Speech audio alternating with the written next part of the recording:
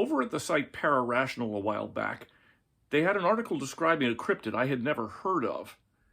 Huge, brawny, with pointed ears and leathery wings, this creature supposedly haunts the woods of the Pacific Northwest, as if they didn't already have enough problems with their Sasquatch infestation. And despite having lived in Seattle for 10 years, I had never heard of him. So, meet Batsquatch.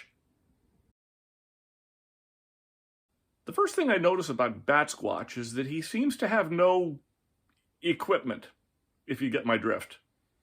From the waist up, he's built like a bodybuilder. From the waist down, he looks like a Ken doll. So you have to wonder how there'd be more than one of them. Maybe they reproduce by spores, I don't know. The other thing I notice is a rather small head with comparison to his body size.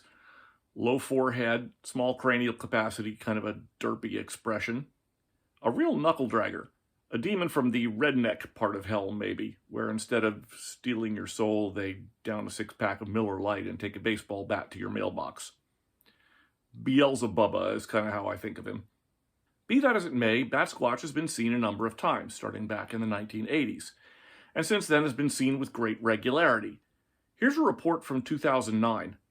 Me and my friend were hiking around Mount Shasta, and out of one of the crevices flew this big creature. I mean, this thing was huge.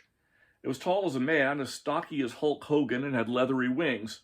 I believe the wingspan was at least 50 feet from one end to the other. I was holding up my camera, but was paralyzed with fear as this thing flew by. I didn't get a picture, sorry. What do you think this might be? Could it have been a pterodactyl? It was flying or gliding fast and seemed to have the head of a bat. Thinking about it, it doesn't have the head of a pterodactyl. I just saw a picture of a pterodactyl, and the heads are not similar. I would think it had the head of a bat, or maybe more like a fox. The damn thing finally flew into a clump of trees and vanished.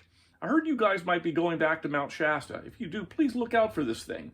If you see it, you will piss all over yourself. I kid you not. Well, yeah, I guess that would be a normal enough reaction to seeing Hulk Hogan with 50-foot wings.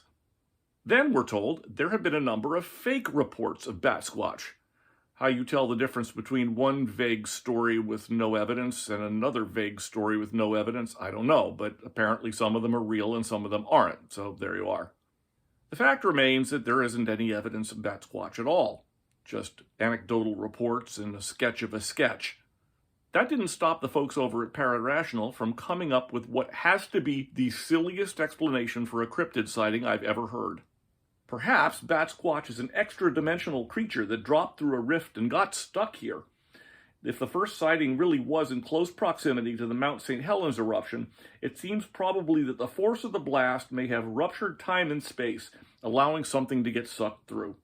In that case, it may have flown around for a while and died in some remote location, or else found a way home. Because, of course, rupturing space-time is what happens when a volcano erupts. Probably also occurs during earthquakes and hurricanes and early cold snaps.